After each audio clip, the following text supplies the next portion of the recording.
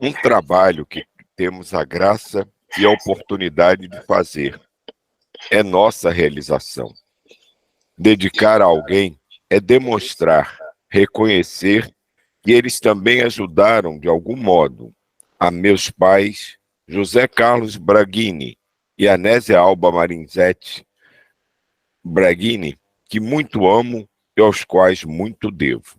Patrícia.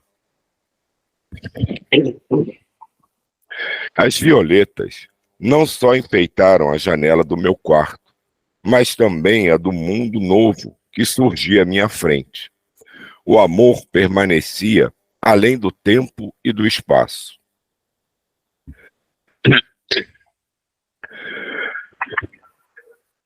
Aos meus amigos, recebo muitos pedidos para continuar trabalhando na literatura.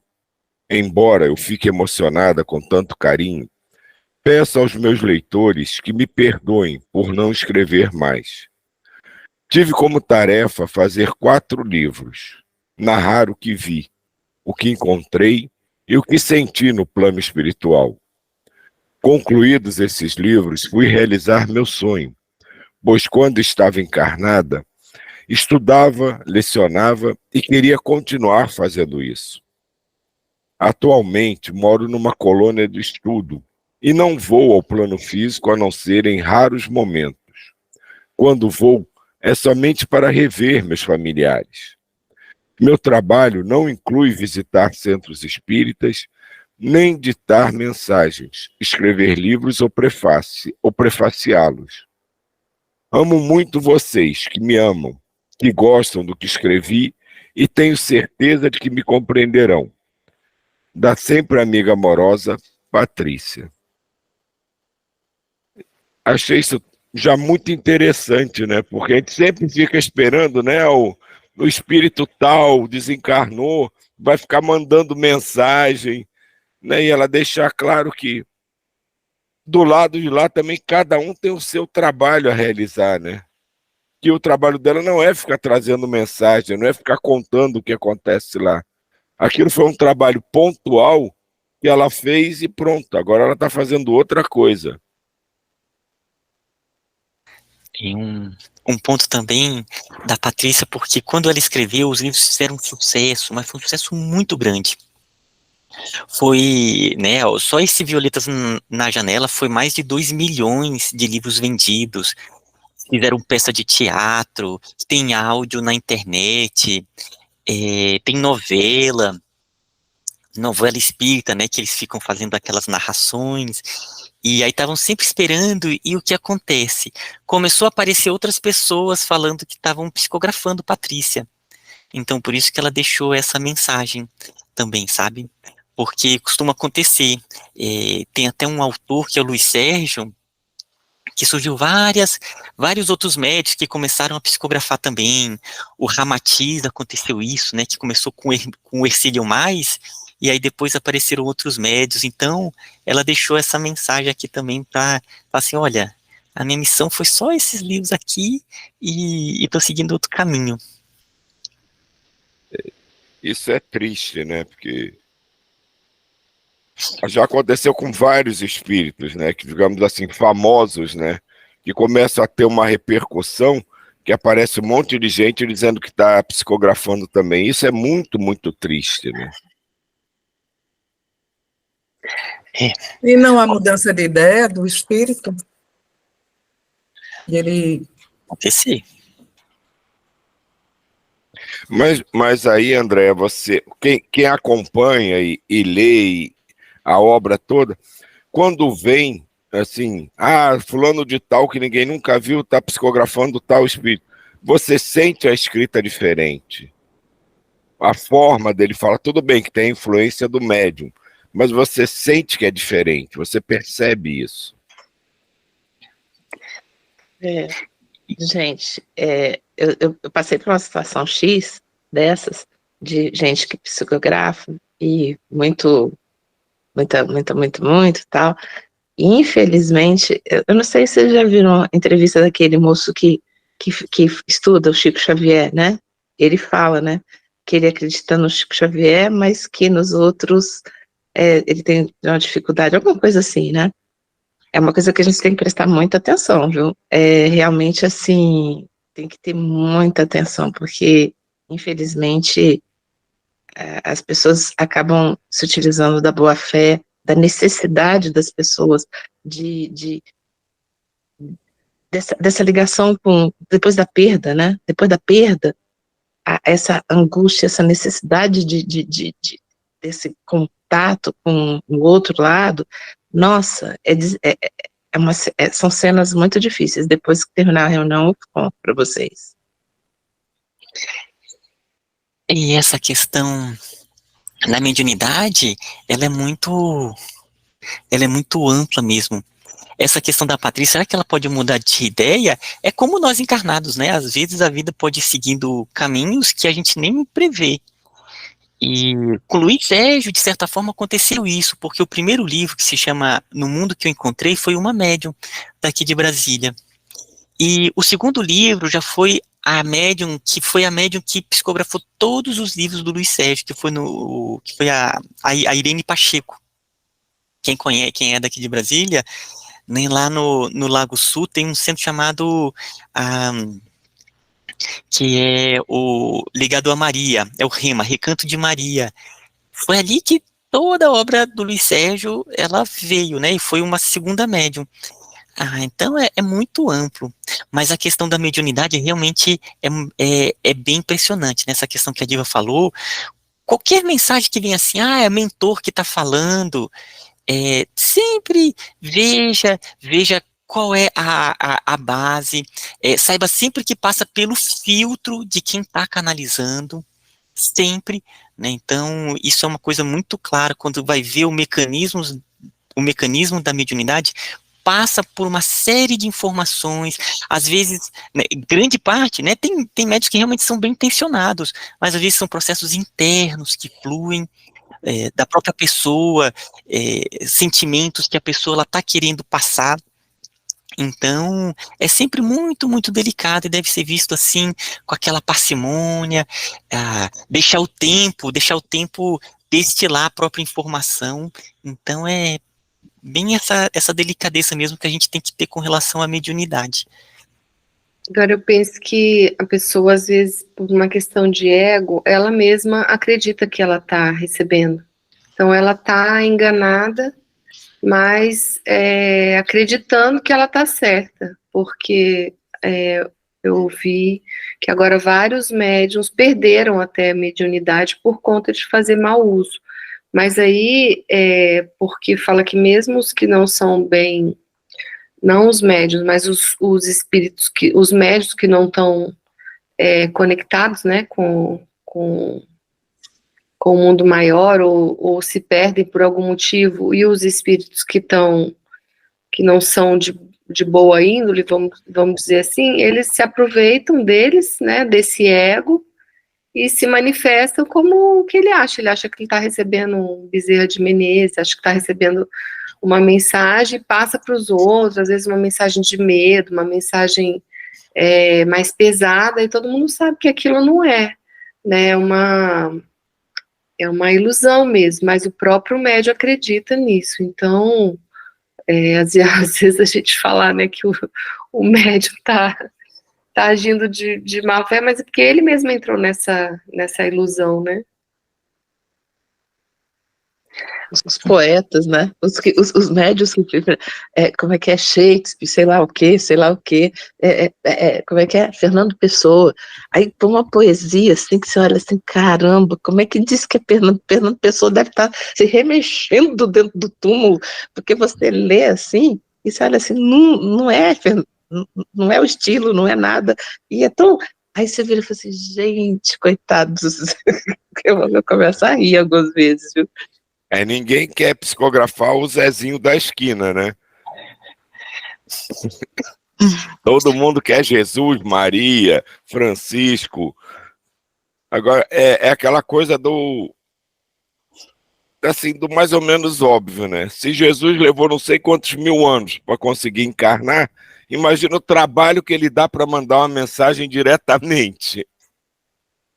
O trabalho que ele tem que ter para fazer aquele chegando de dimensão em dimensão até chegar na nossa. Ele começa a mensagem, pô, é que nem começou o filme, ele começa a dizer alguma coisa, já acabou o filme. E nessa questão da mediunidade, eu me lembro lá nos trabalhos com meu pai, que ele chamava bem atenção assim comigo, falando assim, olha, né, você tem que prestar bem atenção. E tinha vários tipos que ele colocava, né? Então, tem aqueles que querem mais atenção mesmo, então ele vai colocando ideias porque ele está querendo atenção. Tem outros que usam, né? Esse que é o que ele chamava atenção, que tem que tomar cuidado, que era o que ele chamava de discurso de autoridade. Ele colocava mensagens e trazia informações porque, de certa forma, ele queria colocar processos internos ali e colocava do ponto de vista que era do mundo maior, mas lá no fundo são processos internos. Esse tipo, quando vem com informações assim que influenciam todos, é chamado mensagens com discurso de autoridade. Essas que tem que ser visto assim com bastante cuidado, né, recebe e pensa, leva para o mundo maior, tenta levar para, né, para outros médiums, para ter informações a respeito, porque é muito delicado mesmo, essa questão de trazer informações que vêm do outro plano, né? Opa, Djaí. Pegando tudo que vocês falaram, esse gancho aí, tem um livro interessante que me foge a memória. Era de um dirigente espírita da federação, se eu não me engano, e aí pensou que quando desencarnasse, chegasse lá em cima, ia mandar mensagem, ia fazer isso, ia fazer aquilo, e aí não, foi barrado no baile, você não vai fazer nada disso. Você se dedicou a vida toda ao espiritismo, mas você fez a sua obrigação. Agora aqui você só vai publicar um livro em certas circunstâncias. Eu não me lembro mais o nome desse livro, mas é um livro também que é muito divulgado. Me fugiu a cabeça agora. É tanto livro que... Ele era dirigente espírita da federação. Eu voltei. Eu voltei. É isso aí. Ele chegou a ser o vice-presidente da FEB, da Federação Espírita Brasileira. Pensou que fosse o rei da cocada preta, chegou lá, vou descer. Eu fui, me dediquei a vida toda. Ele fala assim, me dediquei a vida toda ao espiritismo, então ele se outorgou o direito de mandar mensagem, praticamente, se você for olhar, no fundo foi isso. Não é assim não que a música toca. E isso tem no espiritismo, em todas as religiões, né? As pessoas que vão deixando, vamos dizer assim, a mensagem que traz,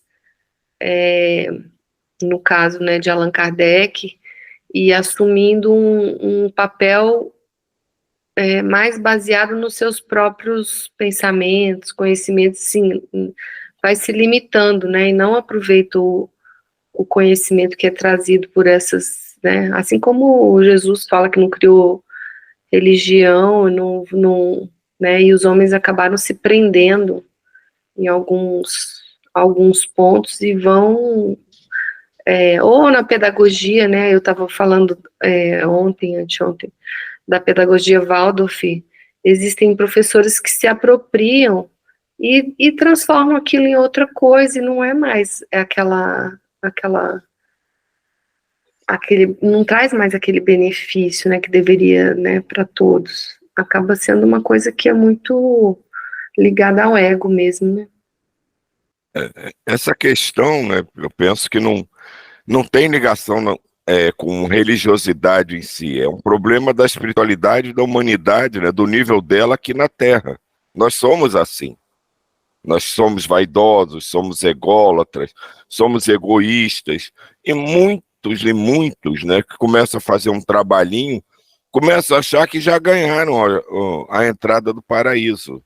Isso faz parte da gente, é o que nós somos. Por isso a gente precisa trabalhar tanto. E por isso a gente está se esforçando. A gente anda um pouquinho, mas ainda tem muito para caminhar. Isso é um fato. Eu não posso nem dizer infelizmente, isso é a jornada de da humanidade, da espiritualidade terrena. Provavelmente, depois que terminar esse processo de transição, a espiritualidade do planeta vai ter uma mentalidade diferente da atual. Mas isso faz parte do nosso caminhar. É assim que a gente vai. Diga, Diva. Não, é que a Nilza estava falando, né, dos médiuns não estarem, assim, recebendo tanta, não sei, não tá, a ligação não está aparecendo tanto, alguma coisa assim, né, vamos dizer. Mas o que eu vejo né, muitas coisas já foram escritas, tudo já foi escrito, tudo já está aí. Então, assim, não estou desfazendo das novas mensagens, não é essa a minha ideia, mas Jesus, todos já deixaram tudo escrito. E quanto mais se escreve, essas pessoas que querem, né, trazer grandes, me parece assim, eu não sei, e hoje em dia também, por exemplo, a questão, a gente está falando dessas pessoas que falam que estão psicografando grandes seres, mas até essas que falam de famílias, né, o seu familiar, isso e aquilo, com essa coisa da internet, com essa coisa de muita informação, infelizmente algumas pessoas se utilizam dessas informações para gerar em outros a expectativa de que está recebendo informação e tudo, e na verdade são retiradas da internet. Então, assim, hoje eu tenho ficado muito eu prefiro as lições básicas lá no início, porque essas eu acho que eu confio mais. Opa, Wina. Diva, tem uma passagem muito legal no Livro dos Espíritos, que o Allan Kardec traz uma mensagem, ele faz uma advertência para a gente observar o conteúdo das mensagens dos espíritos superiores, porque a gente observa, né, o caráter da mensagem pelo conteúdo. E lá ele traz uma mensagem que foi psicografada e que foi assinada por Jesus. Então, ele traz uma observação, ele não diz nem que sim, nem que não, ele traz um conteúdo de uma mensagem muito bonita e ele deixa para a gente esse caráter bem pedagógico, tipo, assim, independentemente de quem tem assinado, assim, olha o conteúdo, tinha um conteúdo muito bonito, uma orientação muito bonita.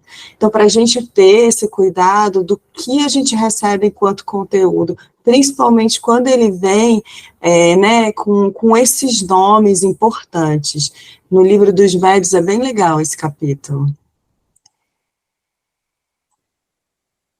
Opa, Djaí. Pegando esse gancho que a Diva falou, é um fato isso. Porque tudo que já, para a nossa faixa vibratória, já foi passado tudo. Se nós observarmos, vê o Lawrence, eu estou vendo esse documentário dele, foi um monte de espíritos que vieram justamente até meados do século XX, cara.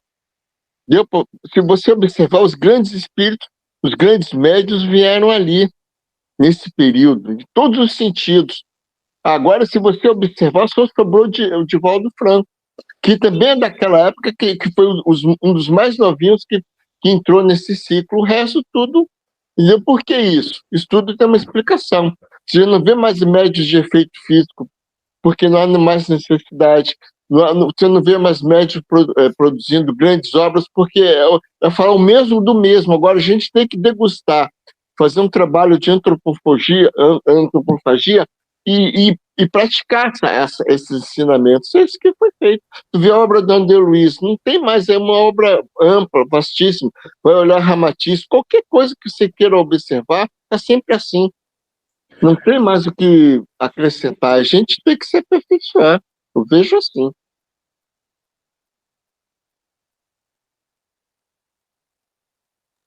Seu microfone está fechado, Ismael. Tá sem microfone, Ismael. Opa. Nessa questão da mediunidade, então tem esse aspecto que muitas vezes é o próprio processo interno da pessoa que quer trazer, que realmente acredita mesmo. E acontecem os processos mediúnicos que são delicados. A gente falou hoje da Irene Pacheco, que foi a médium do Luiz Sérgio. Tem um livro dela maravilhoso, que são casos que ela passou. Então, várias experiências mediúnicas, e teve um caso que apareceu um espírito para ela, um espírito todo luminoso, e vindo assim com uma mensagem toda bonita, de um jeito, que pedindo para que ela, convidando ela para começar a participar de um trabalho. E aí ela conversando com ele, quando foi percebendo que tinha algumas coisinhas assim, que ia tirar ela do caminho dela. E aí, meio que resumindo, acontece um caso que era um obsessor que veio de uma maneira muito bem articulada como mentor.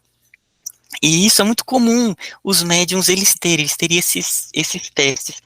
E nos nossos trabalhos mediúnicos, teve uma vez que eu nunca esqueci, que eu caí direitinho. Uma das médiuns começou a ver um espírito vindo todo luminoso, com umas estrelas, e foi se aproximando, né? Aí ela contando, nossa, olha só aquela luz. Gente, foi impressionante. Ali, meu pai já velho de guerra, ali já criou um campo de força, chamou para o campo de força. Quando foi, ela se transformou em uma bruxa. Ela ainda se transformou. Eu fiquei muito impressionado com aquilo. Aí o pai, né? Como é que o senhor percebeu que ali era um processo?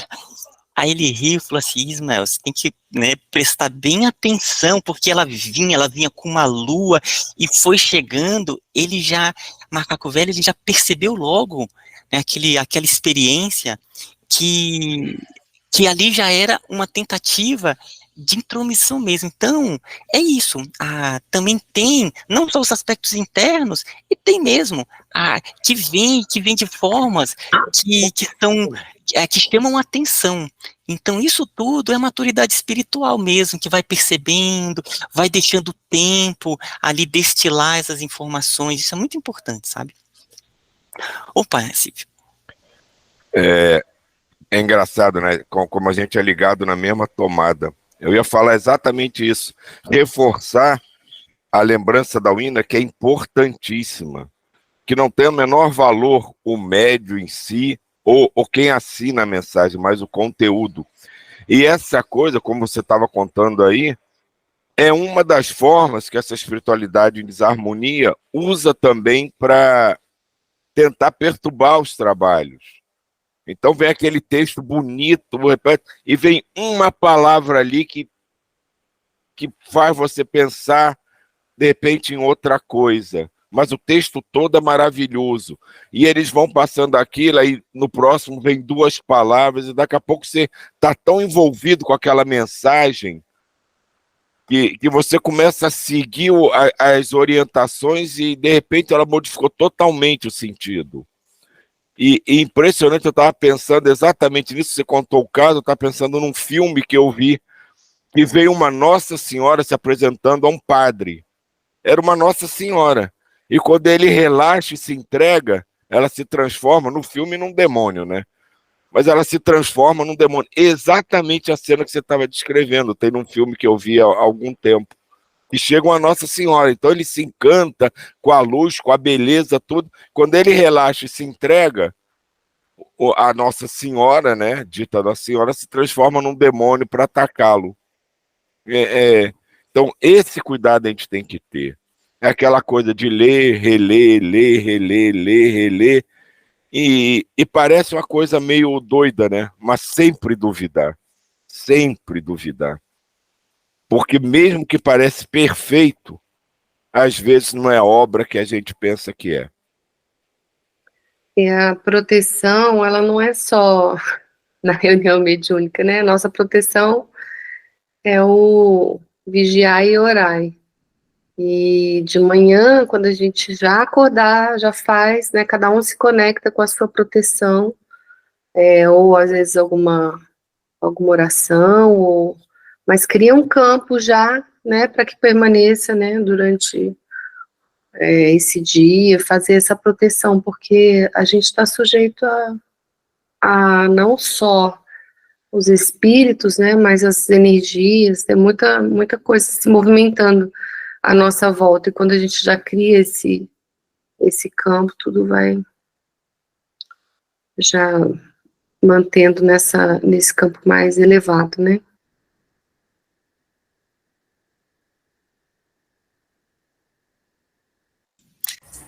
E eu acho também estar em grupos confiáveis, né? Grupos que realmente a gente tenha pessoas de confiança que façam um trabalho sério, né? E eu acho que isso também é bem importante para a gente ampliar até o discernimento.